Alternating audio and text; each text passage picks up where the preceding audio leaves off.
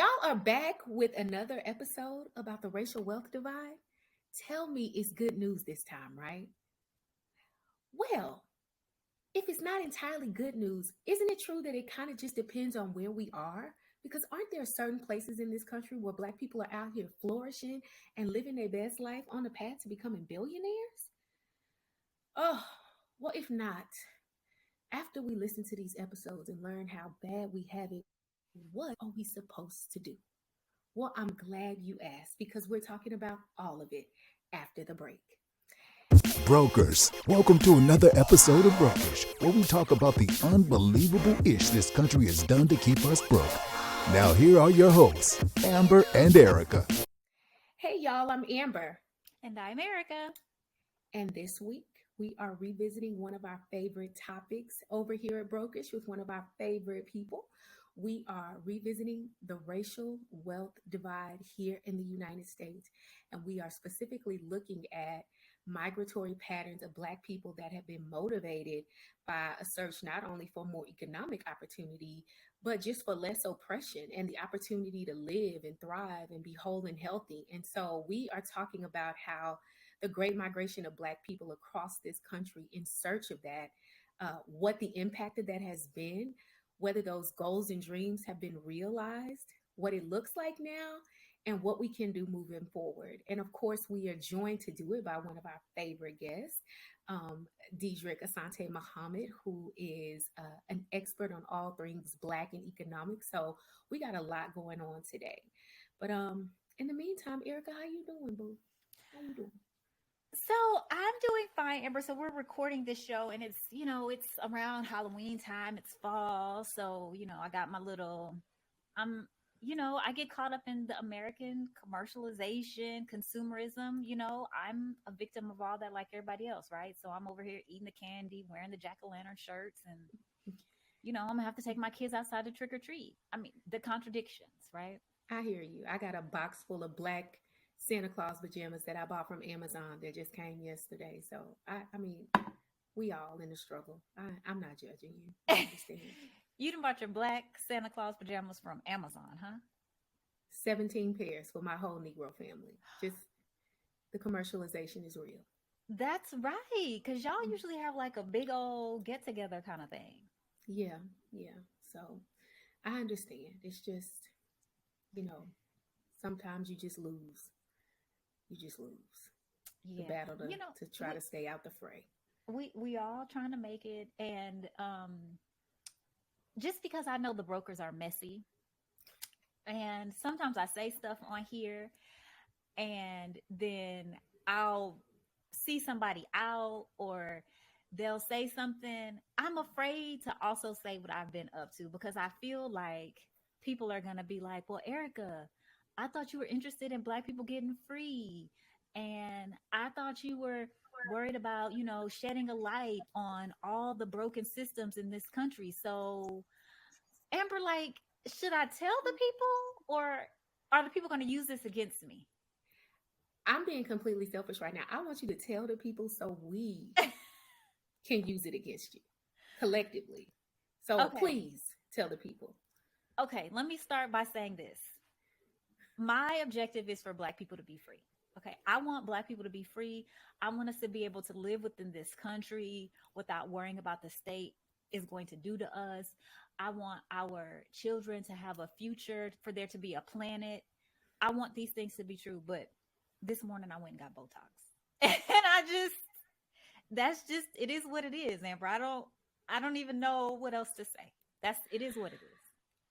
And for anybody who's looking, it takes a week to work. So don't be like, we can't even tell she did anything. Like it hasn't been a week yet.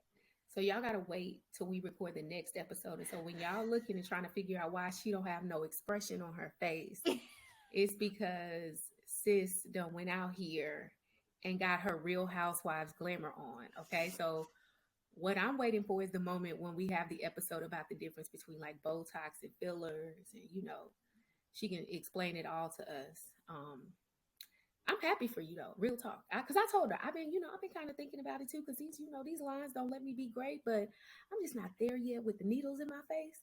So I'm not really inclined to judge you because I ain't shit either. At the end of the day, that's just really the truth. I done bought black Santa pajamas from Amazon, so I really can't say that much. You know. Well, Amber, thank you for at least letting me get that off my chest. And I appreciate, because I know you're not going to use that against me and the other brokers. I know y'all are not going to use that against me. But we have a And guest we didn't say today. that though. I want to be clear. You We did. didn't say You that. did. Okay. Okay. We're going to get to our guest. I feel like his computer might be having some technical difficulties, though. So I want to make sure that he is good on his side before I introduce him. Or maybe I'll just introduce him and then hopefully he'll jump on and it'll be great. So, y'all, before he actually joins us with his voice, I just want to tell you that I met Dedrick Asante-Muhammad probably at the very beginning of Brokish. So I've known Dedrick probably for the past 4 years. We've never met in person. So he is really, I consider, to be an internet friend. And the interesting thing about it is that he is sort of the connector that made a lot of things possible on the show, introduced us to a lot of other guests. I can't tell you how many times Dedrick has been willing to make an introduction to somebody, how many times he's been willing to make himself available to come on the show. He's the one who introduced us to Jared, and of course, Jared introduced us to Black Power Media. So all of that, all the roads lead back to Dedrick. So I do have, again, internet friends. I'm old, so I don't know if I can have internet friends. But anyway, Dedrick is certainly one of them. But his formal bio is that he joined the National Community Reinvestment Coalition in 2019 as the Chief of Race, Wealth, and Community. Currently, he serves as Chief of Membership, Polity, and Equity. During his tenure as Chief of Race, Wealth, and Community, he oversaw fair housing, fair lending, the Women's Business Center of DC, the National Training Academy, the Housing Counseling Network, and started the Racial Economic Equity Department. As Chief of Membership, Policy, and Equity, Dedrick oversees membership, organizing, research, policy, and CRA. Dedrick comes from Prosperity Now, where he was a senior fellow and founder of the Racial Wealth Divide Initiative. Before Prosperity Now, Dedrick worked for the NAACP, where he was the senior director of the Economic Department and executive director of the Financial Freedom Center. He's also worked for Reverend Al Sharpton's National Action Network and the Institute for Policy Studies. He serves as chair of the board for Beyond Savvy, an organization focused on financial empowerment for the justice impacted. He also sits on a variety of advisory boards, including Advancing Black Strategies Initiatives, National League of Cities Racial Wealth Divide Initiative, Financial Health Networks Pulse, Landis, and Better Markets. Dedrick, you are not new to this show, but welcome back.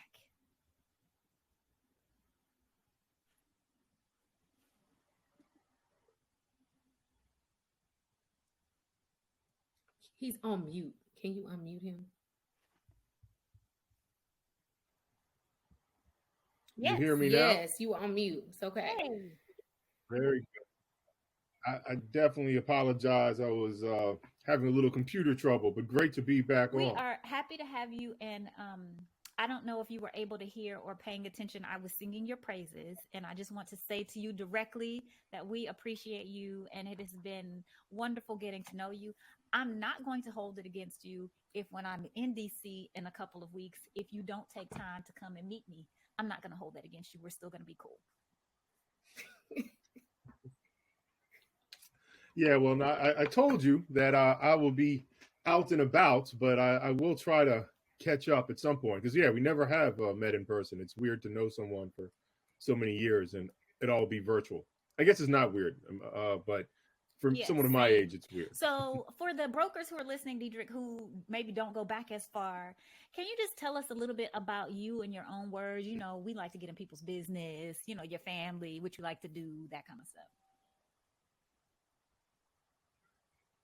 Sure. I mean, nowadays I don't really do much but take my girls, 10-year-old and 8-year-old, to various practices and hang out with them and my wife.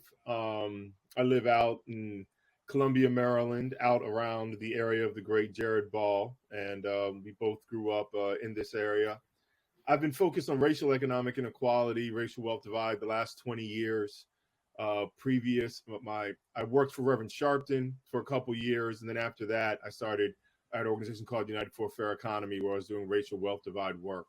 And previous to my work with Sharpton, I was kind of just doing a mix of things, multicultural centers, worked in a maximum security prison, did some kind of organizing in Harlem. The graduate school and religion, undergrad poli sci, but have been focused on racial inequality since, I don't know, 12 or 13. I was kind of started seriously reading about this issue and found that I'll oftentimes say the foundation of racial inequality is racial economic inequality, and the foundation of racial economic inequality is the racial wealth divide. So that's kind of what's kept me going the last 20 years, is focusing on this area that now it's getting a lot of attention. It's just like 10, 15 years ago, if someone was writing about the racial wealth gap, like I personally knew them, right? Like now everyone talks about the racial wealth gap and racial wealth divide, which is a positive, but it's also a negative because now it's just a phrase that people use to justify whatever program they were already doing. But I'm glad at least that phrase is out there and people are getting a little deeper understanding of the economics of inequality.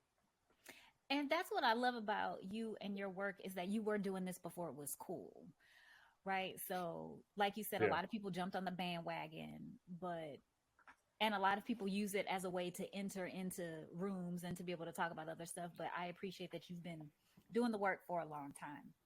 So Dedrick, I know you recently co-authored an article entitled "Why the Great Migration Did Little to Bridge the Racial Divide." So if y'all don't mind, can we have story time a little bit? And I'll just read the article. It's a short one, so don't anybody panic. And, my two screen things is not working. Life is not letting me be great today. So I'm going to look and read, and it's going to be fine. So, Why the Great Migration Did Little to Bridge the Great Racial Divide by Dedrick Asante-Muhammad and Breonna Shelton. During the 1900s through 1970, many African Americans migrated from the deeply segregated agricultural South to the less industrial, less segregated Midwest and North. They hoped that escaping from Jim Crow states to cities with growing industrial jobs would create better economic opportunities for themselves and future generations. This phenomenon was called the Great Migration, and many Black children who experienced it went on to become legendary figures. They include actor James Earl Jones, the writer Zora Neale Hurston, and baseball star Jackie Robinson. But important new research by Dr. Alora Derenoncourt, which I hope I'm pronouncing right, of Princeton University, casts doubt on the long-term benefits of the Great Migration for Black families. Spoiler alert, it didn't work like it was supposed to for us. Anyway, Dedrick didn't write that. In a paper published by the American Economic Review, Derenoncourt points out that while there might have been an initial increase in opportunity, many African-American grandchildren and great-grandchildren of these migrants today are financially struggling. Despite their ancestors' hard work and optimism, they have seen little bridging of the black-white economic inequality. What went wrong and what can we do about it today? After World War I, an economic recession fueled a backlash against African Americans who were trying to be part of the industrial economy. White Americans, including many war veterans and recent European immigrants, formed mobs to attack African American communities in what NAACP activist James Weldon Johnson called the Red Summer of 1919. During the racist violence of that year, hundreds of Black people were killed or injured, and over 1,000 were left homeless. Even with the end of the Red Summer, Derenoncourt explains that African Americans continue to be marginalized by policies that drove deindustrialization, ghettoization of African Americans, white flight, and mass incarceration, as well as continued racist violence. By the middle of the century, the industrial cities of the North and Midwest had shifted from areas of great opportunity for Black families to what Derenoncourt describes as opportunity deserts. This transformation was so severe that the outcomes for the third generation in the North look no better today than for Black children growing up in the South. Derenoncourt concludes, nationwide, the Black-white wealth divide today is a chasm, with African Americans having a median wealth of $9,000 compared to the white median wealth of $160,000. Let me try that again. Median wealth, Black African Americans, $9,000 compared to white median wealth of $160,000. The Great Migration ended in the 1970s as Black families realized that the vision of opportunity in non-Southern Black cities had become an illusion. In fact, since there has been a growing trend of African Americans moving back south, particularly to the major southern cities. And so African Americans continue to be willing to relocate to find greater opportunity or at least a better quality of life. But sadly, the nation has yet to find the will to expand these opportunities by investing sufficiently in education, healthcare, housing, and other areas to reduce economic inequality, regardless of U.S. geography. The policy response to the rising costs that are harming so many Black families has been particularly discouraging. Instead of focusing on lessening the pain for struggling families, the primary response to inflation thus far has been to raise interest rates, a move aimed at stifling consumer demand among people of all income levels and races. This does make little sense given our country's staggering levels of economic inequality, and at a time when Black unemployment remains at 5.8% compared to 3.6% for white workers. Until we have a serious national reckoning on race, the goal of bridging our racial economic divide appears as far away as the distance between Detroit, Michigan, and rural Mississippi. So, Dedrick, thank you for that. And so to kick things off, can you just talk to us a little bit about the motivations behind the Great Migration? Well, I first want to say I like your vocals. I think I should do that more regularly. Have you read my op-eds, and we can, make it another podcast or an Audible or something like that. I like that. Thanks. And actually, and one other thing before I jump into the Great Migration, I do just want to highlight that point, the contemporary point, that is a great concern of mine about this idea that we have to beat back inflation. And even people are trying, everyone says racial wealth gap now. So now they're trying to say for racial inclusion, we need to beat back inflation because it harms lower income households. But I'm worried that they're justifying putting the economy in recession, which will actually, I'm concerned, will be a cure or medicine that is worse than the sickness. This happened in the 1980s, early 1980s, 1980 about, where there was, I think, Black unemployment was quite high. It was 12%. But as they went to push back inflation in the 1980s, early 1980s, late 1970s, Black unemployment went up to 20%. And it didn't get back down to 12% for another 8 years. So I just want to highlight, I do contemporarily, that is a big concern I have, is that in the name of racial equity, we're going to push the economy into a recession, which will further solidify the racial economic inequality we're going to talk about. And that was at the centerpiece of the Great Migration. Yes, it does feel like Reaganomics 2.0 or 3.0 or whatever point we're going to put on it now, because it's not the second time anymore. But and listen, absolutely. brokish is equal opportunity. It wasn't just Reagan. It started under Jimmy Carter too. So, and I love Jimmy. God bless him. But we do want to, we want to be equal opportunity here. And this currently is happening under Biden, right? Yeah, correct. So. Correct. Correct. Also too. Correct. Exactly. But sorry, no, Dedrick, that's a great point. And Amber is making me think we probably need to do something about inflation, to talk about what that really means and how literally the Federal Reserve is like, what we're trying to do is we want more people out of work because we need to slow this thing down, right? So we are intentionally trying to have fewer of you working, and basically driving us into a recession. Anyway, Dedrick, yes, the Great Migration. Right. Why did Black people do this? Well, why Black people do this is that Black people, ever since, in large part, forcibly being brought here, have looked for a better life, greater opportunity. And we see that, and part of this, me writing this piece was Laura Durancourt. Now I say her last name wrong, but from Princeton. She's kind of a new star in the racial wealth divide space. And she had done 2 reports. 1, can you move to opportunity? Evidence from the Great Migration. And then 2, Wealth to Two Nations, the U.S. Racial Wealth Gap, 1860 to 2020, which was an amazing piece of really trying to quantify what has been the racial wealth divide since 1860. And I just bring this up because I think helps sets the table for the Great Migration, and that she noted in that first paper, Wealth of Two Nations, that, we saw the greatest decline in racial wealth inequality, which makes sense, between 1860 and 1870, right, where slavery is outlawed. Blacks are no longer the property of whites, and whites actually lost some wealth because of that. And blacks are actually now in mass allowed to own themselves and own things. And we saw a racial wealth divide the way she measures it, which is using mean wealth versus median wealth. That's fine. Went from 60 to 1 to 19 to 1 in about 20 years. So that is a significant decline.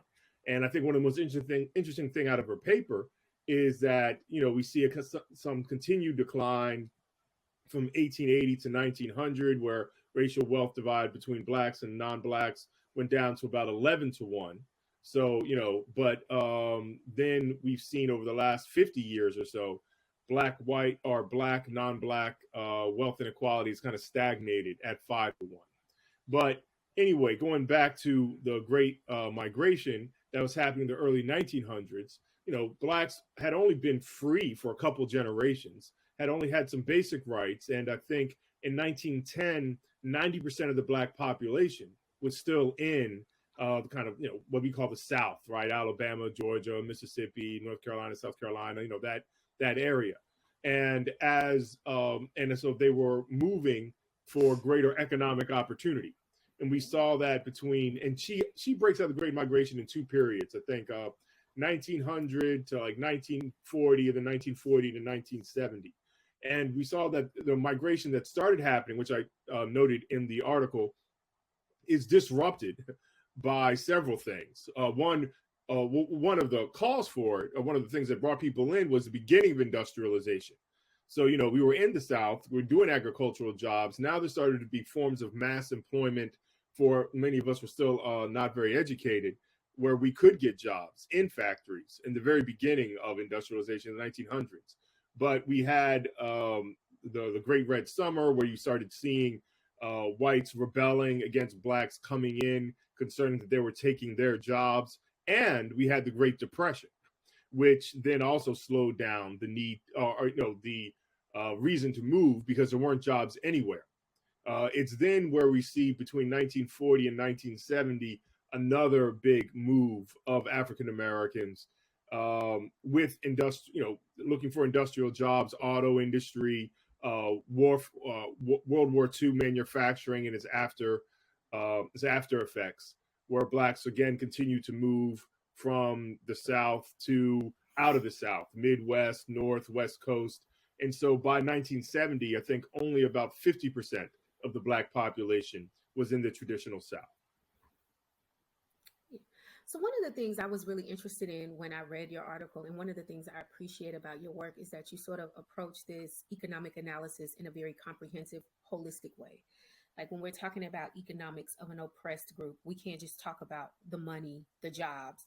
We have to talk about the entire backdrop. And so one of the things I thought that was really interesting was sort of how you all tied in, like the Red Summer. A lot of people don't know about that, like the race riots in Washington, D.C., a lot of places, Detroit, where people were just being violently assaulted. And I know particularly in DC, like right in the backyard of the White House, and Woodrow Wilson is doing absolutely nothing. And so sort of talk about how this pursuit of an escape from the violence, or the pursuit of an escape from the very real physical threat, sort of factors into this economic analysis that we have to do. Because I almost think sometimes it's not fair, because we are talking about economic opportunity, but for a lot of those people, that's also layered into their very real security and like the very real threats to their life that they were facing, not only where they were migrating from, but then the gag was, it was where they were migrating to as well. So how do we sort of factor that into this analysis when we're talking about the economic reality of the people then and their descendants now? Yeah, and in a capitalist economy, there is no physical security without some type of economic security, right? And so like they're so deeply interlinked. And just one thing about race riots, I think it's important to note, it's not discussed enough. Like pre-1960, race riots was a term used, and it was generally used for white people in mass attacking blacks, sometimes Correct. Latinos, Asian Americans, right? Post 1960, race riots, people are thinking of as when blacks or people of color are Acting up. rebelling against, Yes. well, Facts. in my framework, rebelling against racist oppression. Some might just say blacks are acting up No, or I'm what saying have you, or just tearing down that's what property. the other people are Yes. saying. We just acting No, up. no, that's right.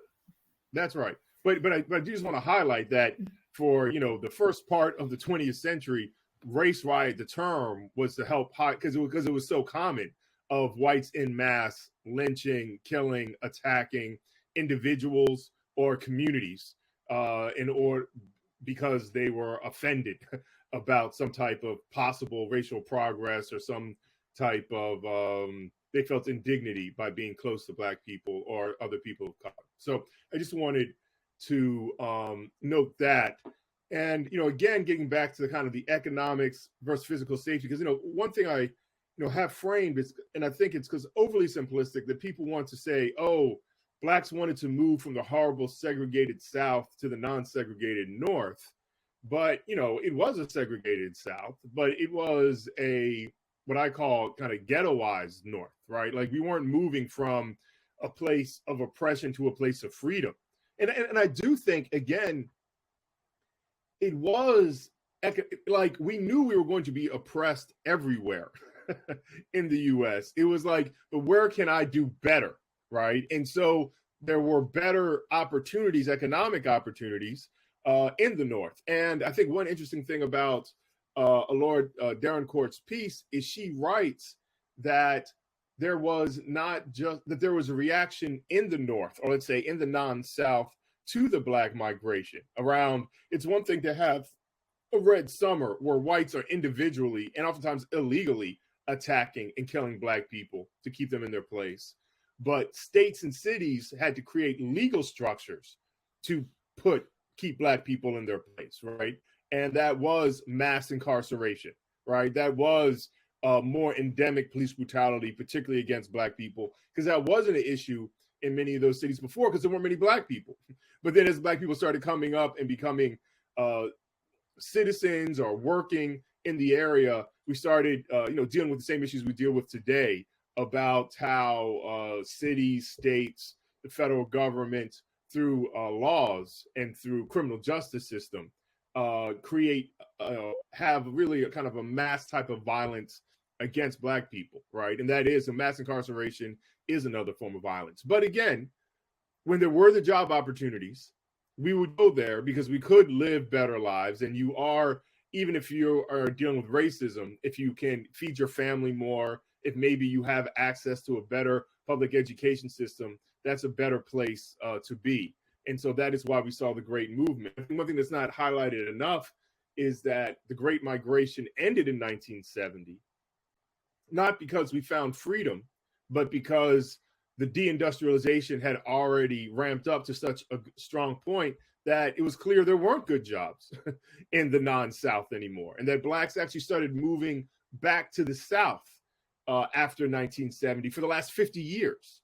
And it's not because there are so many great jobs in the South, but if there aren't really great jobs anywhere and you have lower costs of living and you have a decent amount of family and friends, what'd you say? And the weather's better, too. I guess. I mean, I think it's, I've been in some of that Mississippi heat. I don't know if that's better. I like fall, winter, spring, and summer. But again, I'm much more of an economic materialist. I will say that because of a decreased cost of living, it's, more economically viable for you to go down to the South. And I think we've been seeing, and again, I think it's talked enough about the last 50 years, Blacks have been going back to the South. And again, because I think of a lack of economic opportunity in the US, there is no place where there's like mass jobs booming that, we really can significantly move ourselves forward in.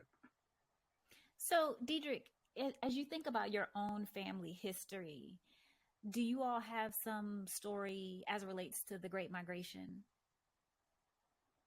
Sure. Yeah. I mean, my father's mother, my father was born in Little Rock, Arkansas.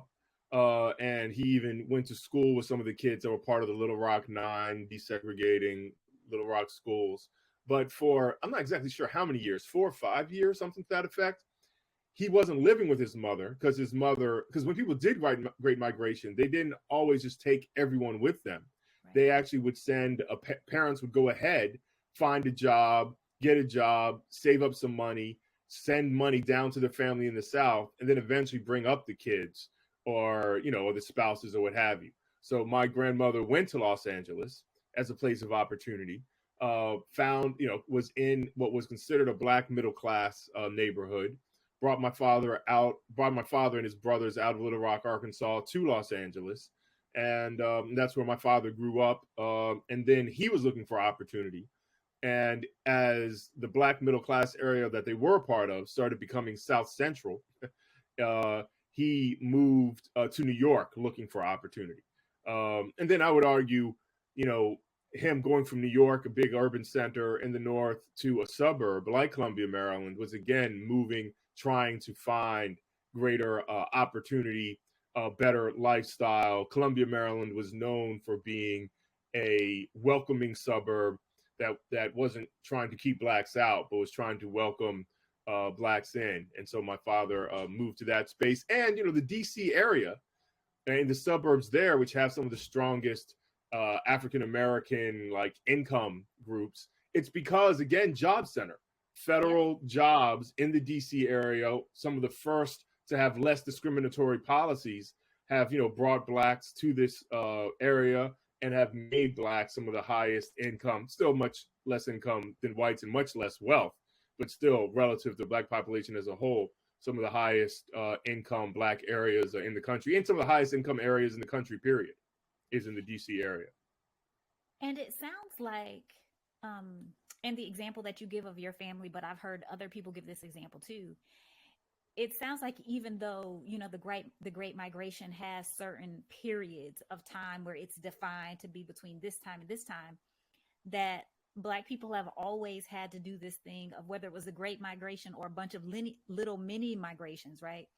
Having to go where they have to go in order to be able to feed their families. And so there was that, I'll call it a mass exodus then, but again, based on your story and others that I've heard, that just continues to be sort of a drumbeat in the background of us never being able to experience that in a place and having to always go elsewhere to be able to find it.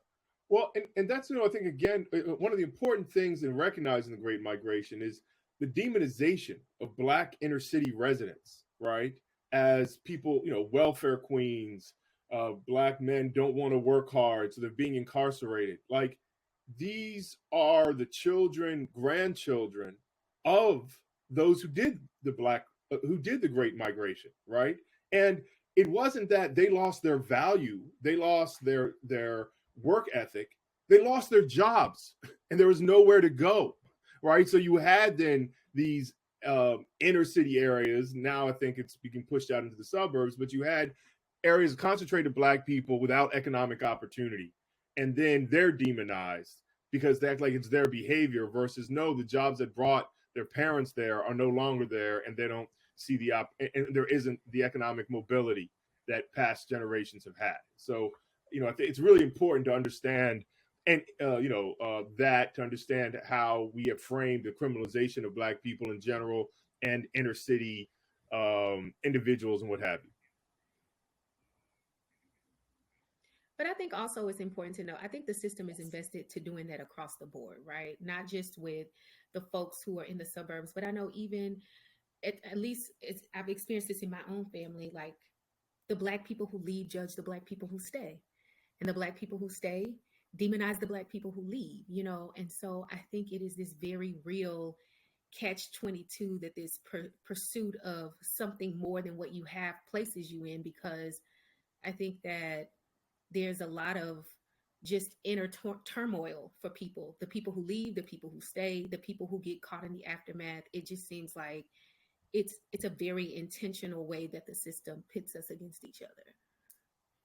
And it's a system pitting us against each other, but it's also a little bit, I think, human nature too, in that, you are upset that if you don't leave, you're upset that those who have left, and you see the worsening conditions and you want to blame them, And then those who have left and aren't doing as great as they had hoped need someone to blame, and they want to blame. Well, everyone says inner city blacks, are is causing prejudice, and so that's limiting me in my successful journey in trying to be away from these people, right? So it does, the ongoing economic turmoil, insecurity does pit us against each other because we're much closer to each other, and we're allowed to attack each other in ways that we're not allowed to attack others. Facts. So, oh, sorry, Amber. No. Go ahead. Go ahead. So you use my new favorite word. I think you might have used it twice now. Ghettoization. So Yeah. this is one that I had not heard before, Dedrick. And you fine. I mean, just, again, yes, it's your word. I love it. But can you lean into that a little bit more and really talk about what that means and its implications? Yeah, and you know what? I look forward to hopefully coming back at some point because we're actually doing a report on this place I'm from, Columbia, Maryland, that was designed to be multi-class, multiracial, meaning at that time black and white, though we have growing Latino population, a pretty strong Asian American population. And I bring all this up because we're finding even in Maryland, where I live, where Columbia is the highest income state in the country. Howard County, the county that Columbia is in, is one of the wealthiest counties in the country. Columbia is oftentimes, in the top 10 places to live in the country, top 10 most secure places. And I'm saying all this just to highlight that even here, we're seeing white flight and ghettoization because there's this idea that where, there's always been this issue in the United States that the problem is black people and the problem is blackness. And so when you have too many black people, that is bad. And so, at best, the liberal might say, hey, well, let's integrate, meaning let's, let's not have blacks concentrate in an area. Let's sprinkle them all around, and then they will be more like us, right? Which, obviously I oppose but what does happen is when they allow blacks into areas, they oftentimes, one, that will bring about a white flight, and with white flight will also be less resources from the government, from individuals, less resources in those areas, and then that, as Laura Darencourt writes, these areas of economic opportunity will become opportunity deserts. And so then, but then again, people want to act like what became a desert because black people turned it into a desert versus that resources were removed when a sufficient number of black people got there. And so, I think, that's essential to understand. And, that's part of the challenge, I think, why we haven't seen much bridging of racial wealth inequality all across the country. Like, I don't really know of a place where they're really bridging racial economic inequality between blacks and whites and even Latinos and whites. And with the caveat that it doesn't count to push poor black people out and then maybe have a few high income black people move in and then say, oh, there's greater equality. No, I mean actually through economic mobility that we're bridging racial economic inequality. I don't even see where that goes across the country. And I think that has to do with macroeconomic issues and the continued prejudices of white consumers, white home buyers, what have you, and even some black consumers and black home buyers. Sure.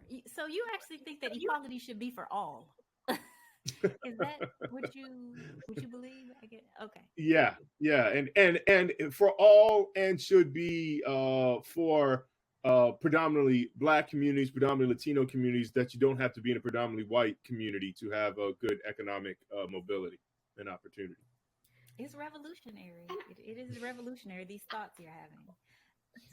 Well, here's the thing that bothers me. Like, I'm not really upset at whiteness for doing the things that whiteness does and being invested in equity. But the disempowerment of black and brown people does not make good financial sense to me. Like, that is the part that I struggle with. Because, like, when you talk about the ghettoization and all of these things. Like there are places like Columbia, Maryland, because I went to college in DC, where there are thriving Black middle class communities. And like even I remember like over the 4 years I was around DC, like certain areas in Maryland, like they look different when I got there versus when I was leaving. And it's like, just leave us alone. Like we're not asking you to be here. We're not asking you to live around us. But when you destabilize all of the infrastructure, it would seem to me like you're also taking away money that you can make. And if all you care about is making dollars off of us, then is the hate so Yes. strong that I don't know the rest really of the question, but yes. wanna, I just, because it just seems to me that it's like, fine, do your economic exploitation, but you can still make your coin and leave us alone in our flourishing communities. And I just don't understand why that doesn't happen. Yeah, I mean, I think there needs to be more investigation of this. I should do some studies and interested in looking at more people studying this. But I think we don't appreciate how much of white wealth is based off of concentrating community wealth and extracting resources from Black communities.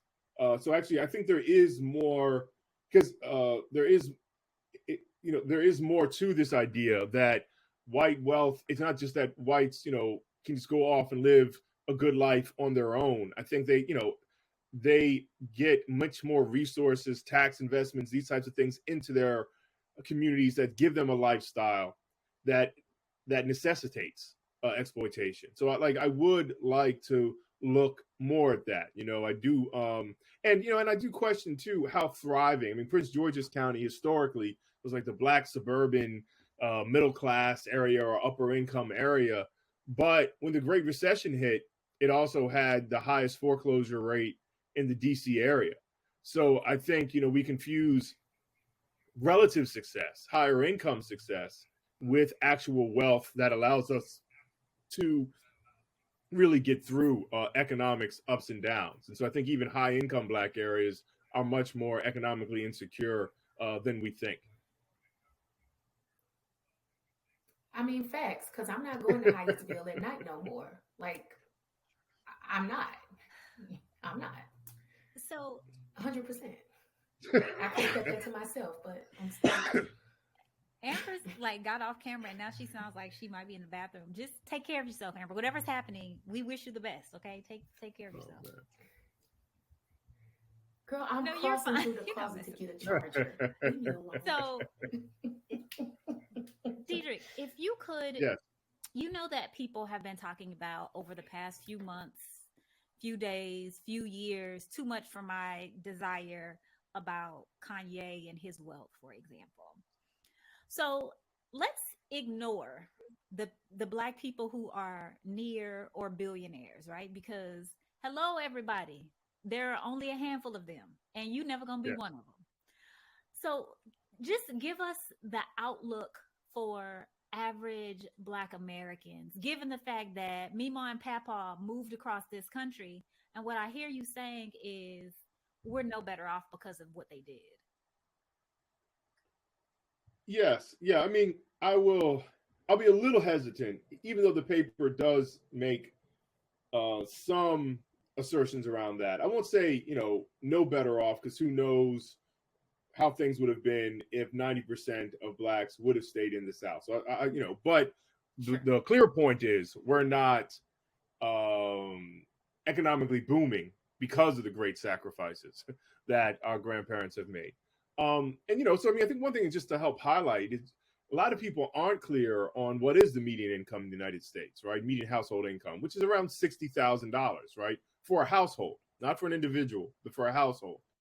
For whites, I think it's around 72, 73,000. It changes year to year for a household, a white household, which isn't really a lot of money in the scheme of things. But relative to blacks is a median household income around $46,000, $47,000. Again, for a household, not for one person. So, I think there's many challenges in trying to understand economics in our society. One, when you're watching television, you hear popular discussions, people say middle income. They don't mean 60 something thousand, right? They mean the lifestyle of probably 200, 300,000 household income, right? Like, the hustles or what have you, a doctor and lawyer, and that's the black middle class.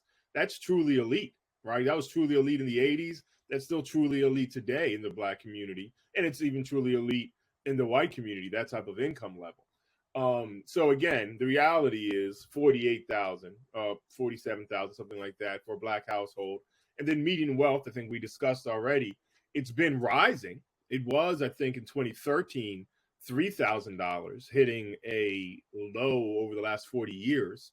It's been rising to about $9,000 in 2019. We should be getting some 2022 numbers. This is median household income. Wealth in the next year or so.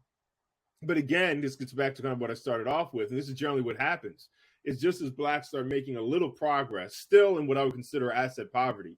I don't consider you really being into what I would call middle class wealth until you have at least around $70,000, $80,000 of wealth. And that's still, kind of low middle class, but I think it gets you out of asset poverty. Blacks only around 9,000. And now everyone's talking about we're about to go into a recession, a government-induced recession because the economy is too hot, right? And that, again, I think is what happens is at the, height of supposedly a strong economy, we still are in the midst of asset poverty, and then we hit a recession to kind of maintain our deep inequality. So I think that is where we are today. Amber, you are not on mute. But Dedrick, one thing I don't want us to gloss over, and I just want to make sure that people heard, you talk about this notion of asset poverty.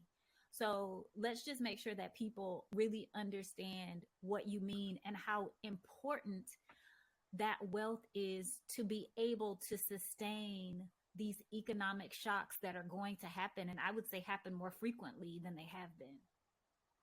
Yeah.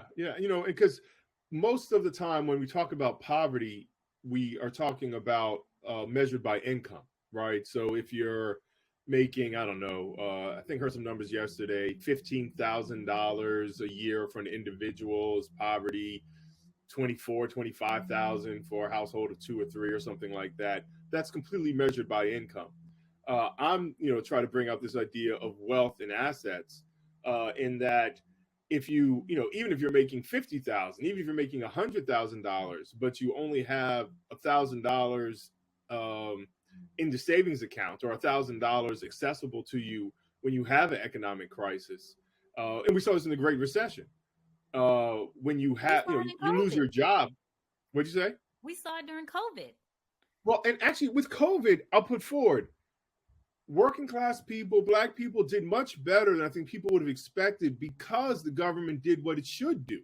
It actually froze people being kicked out of their home, right? It froze foreclosures. It provided unemployment insurance to the self-employed. It increased the level you received of unemployment, and it even gave additional checks. That is what you should do. And there was much more economic stability during the COVID recession than you will find during most recessions because the government actually invested in people and keeping them afloat. And now a few years later, when we, at least as of this recording, we'll see what happens in a few weeks. You have a Democratic president, a Democratic Senate, and a Democratic Congress. We are moving toward that the country needs to have a recession, and that we're not going to put more money into working class people because that might increase inflation. And for the good of the economy, we're going to make working class people sacrifice disproportionately, as they always do, to save the economy that continues to concentrate wealth and income among, the top, whatever percent you want to talk about, 20%, 10%, 5%, 1%. You can go in all those spaces. But they always do that. That's why, they've been doing that for the last 40 years, but it wasn't always that concentrated. It wasn't always that concentrated.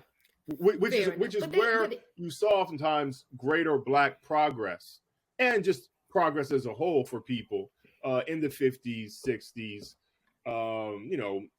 somewhat 70s, and again, there still is some black progress over the last 40 years in that we've seen education. Blacks have increased their education levels. We've seen teen pregnancies go down. We've seen these types of things, but it's just that only brings so much material benefit if wealth is being concentrated. We kind of continue mass incarceration. These other things that weigh us down. Correct.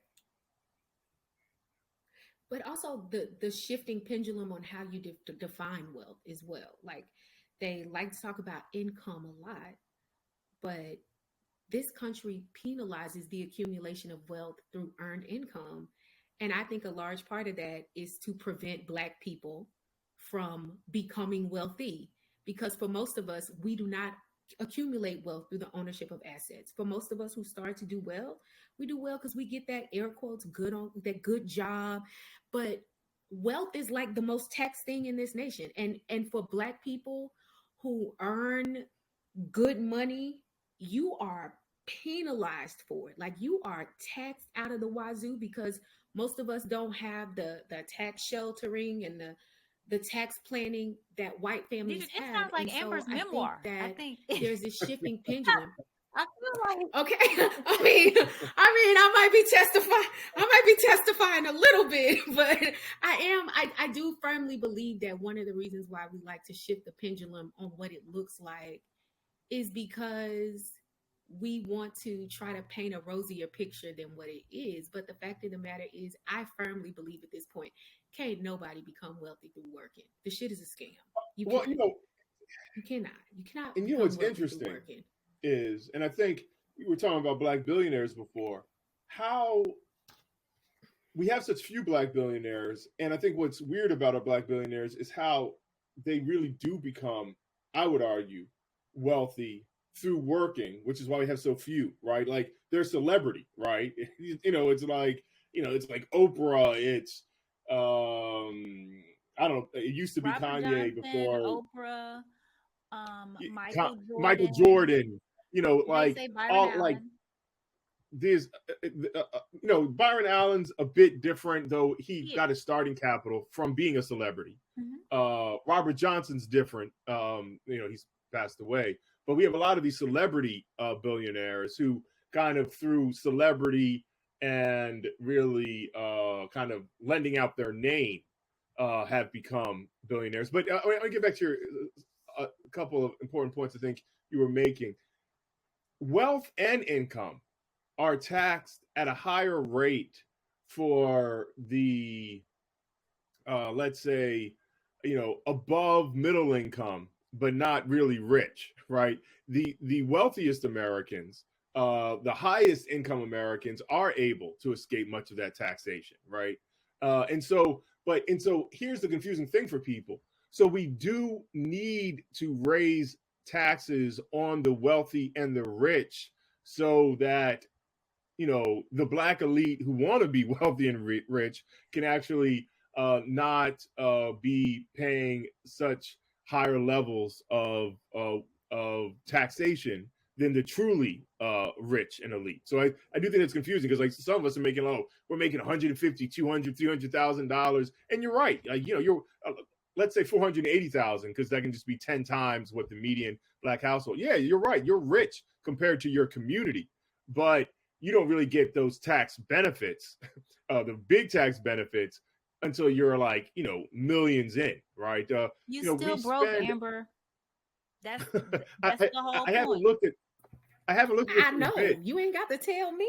I haven't looked at this in a bit, but we used to spend about $700 million a year through subsidies, through tax breaks to strengthen wealth. It's just the problem is the overwhelming majority of that money goes to the wealthiest Americans, right? So like if we would put that money into really middle income Americans, particularly target Blacks, Latinos, we wouldn't have to spend more money to bridge the racial wealth divide. We could just, instead of funding millionaires to become bigger millionaires, we could actually try to make people much more economically secure.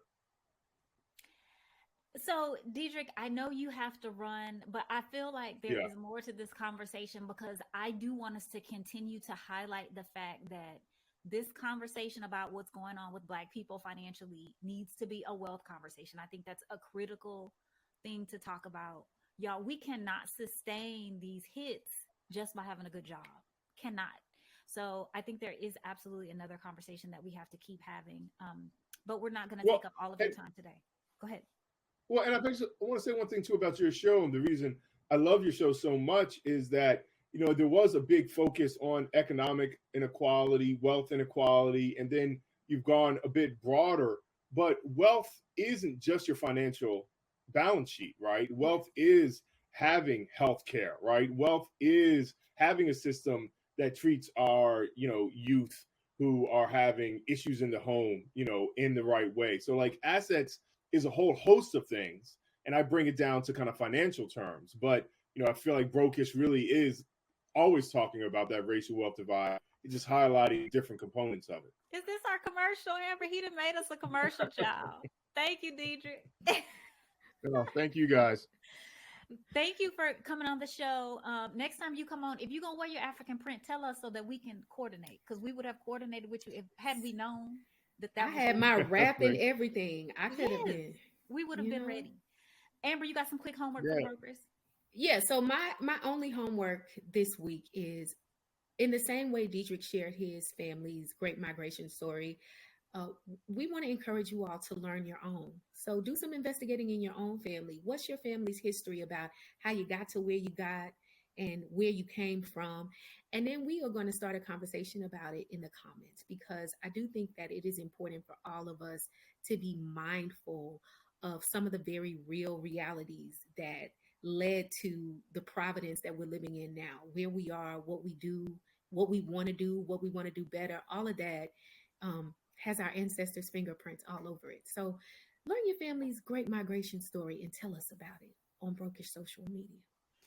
Thank you, Amber. So y'all, contrary to what those on IG and in popular media want us to believe as a community, Black people lack wealth. This lack of wealth isn't an indictment of our character, our intelligence, our work ethic. The fact that we're broke demonstrates that the system is working as designed. The fact that a few of us have been able to amass and hoard wealth isn't something to celebrate, nor is it something that we should aspire to. Please don't let what you think you see distract us from the work that we need to do to get free. Thanks for tuning in, and we look forward to catching up with you on the next episode of Brokish.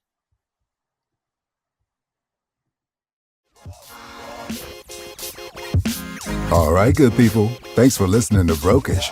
For more episodes, visit us at brokish.com or subscribe, and Brokish will get direct deposited into your favorite podcast app on the 1st and 15th. Share Brokish with your friends and join the conversation on Twitter, Facebook, and Instagram. Music for Brokish is Come Get Some by Blank and Kit. Until next time, goodbye and good luck.